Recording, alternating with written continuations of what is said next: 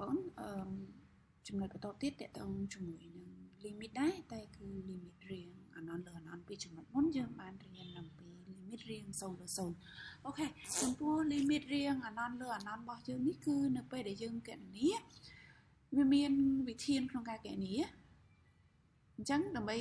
ដំបូងគឺយើងត្រូវដឹងវាថាជារៀងអានលើអានសិនណាអញ្ចឹងដើម្បីដឹងថាវារៀងអានលើអានគឺយើងកណនា limit ធម្មតាអញ្ចឹងគឺគ្រាន់តែយើងយកតម្លៃ x ដែលវាខិតជិតហ្នឹងយកទៅជួសជុលទីតាំង x អញ្ចឹងទីតាំង x ពេលហ្នឹងយើងជួសវាដោយអានចូលជួសដោយអានចូលអញ្ចឹងអានការ៉េអានដកជាមួយនឹង4គុណនឹងបូកអានគុណដកអាននេះហ្នឹងក៏វាសរុបរួមមកគឺចម្លើយរបស់វានៅតែចេញអានអញ្ចឹងកន្លែងរៀងហ្នឹងមិនបាច់ដាក់បូកហើយនឹងដកអានទេដាក់តាមអានទៅទេមកខាងលើចេញបានអានខាងក្រោមពេលយើងជំនួសអានចូលទីតាំង x ដកនឹងមួយហ្នឹងក៏វានៅតែអានដែរអញ្ចឹងកន្លែងហ្នឹងគឺទទួលបានអានដូចគ្នាអញ្ចឹងវាចូលរៀងអានលើអាននៅពេលដែលយើងចង់កណនាតម្លៃ limit នៃរៀងអានលើអានសម្រាប់ limit ដែលមានរៀងបែបហ្នឹងគឺគ្រាន់តែយើងទាញតួ x ដែលមាន degree ខ្ពស់អញ្ចឹងតួ x ដែលមាន degree ខ្ពស់គឺបែងចែកជាពីរផ្នែក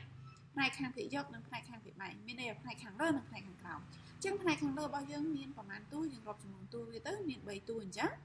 ងយើងមើល3តួរវាង3តួហ្នឹងថាតើតួមួយណាដែលមាន x degree ខ្ពស់ជាងគេអញ្ចឹងមានតែតួ x ការ៉េដែល degree ខ្ពស់ជាងគេពេលហ្នឹងយើងចាប់ x ការ៉េចេញមកក្រៅជាកតារួចហើយយើងបើកវងកញ្ចក់ណាបើកវងកញ្ចក់ជាកតាមក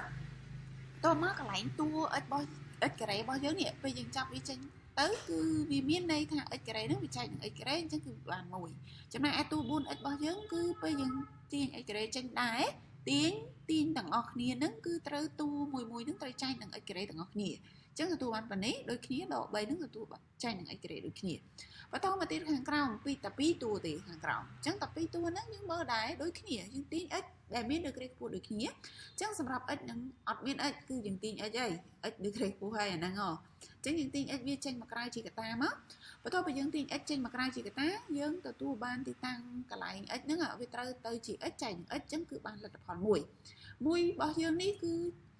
បាន1ចែកនឹង x ណាដកនៅដដែលបន្ទាប់មកទៀតយើងសង្កេតឃើញថាយើងអាចសម្រួល x ការ៉េជាមួយ x នឹងបានហើយដោយសារវាជាផលគុណកតាលើក្រោមអញ្ចឹងសម្រួលគ្នាបានហើយ x ការ៉េមួយ x យើងសម្រួលគ្នានៅសល់ x ខាងលើមួយខាងក្រោមអស់ x ឯងដូចគ្នាមួយដាក់មកវិញដដែល 4x អានេះយើងសម្រួល x មួយ x ការ៉េទៅអាលើអស់ x អាក្រោមសល់ x មួយអានេះ3លើ x ការ៉េដាក់មកវិញដដែលអត់មានសម្រួលខាងក្រោមនៅសល់មួយដកជាមួយនឹង1លើ x ដាក់មកវិញណា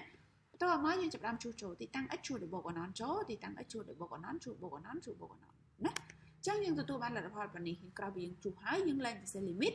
អញ្ចឹងចាប់ផ្ដើមកណនាហើយបូកអណនដាក់វាមកវិញដដែល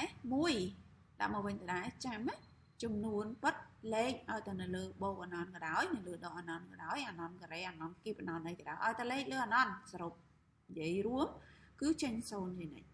ចេញ0ជានិច្ចអានេះក៏ដូចគ្នាដែរចេញ0អញ្ចឹងលទ្ធផលវាគឺយើងទទួលបានប៉ុណ្នេះបន្តមកទៀត1ដក0 1ដក0 1ខាងក្រោម1ដក0 1អញ្ចឹងអណនគុណនឹង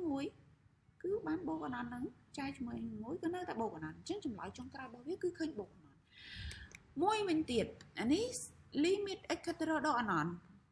នៃ x ការ៉េដកនឹង9នៅលើ x ការ៉េដកនឹង3អញ្ចឹងរៀងរបស់វានៅតែរក្សារៀងដដែលឲ្យតែជាអនុគមពភាគអនុគមសនិទាន limit របស់យើងខិតទៅរកអណនអញ្ចឹងប្រកាសជាចេញរៀងនឹងហើយ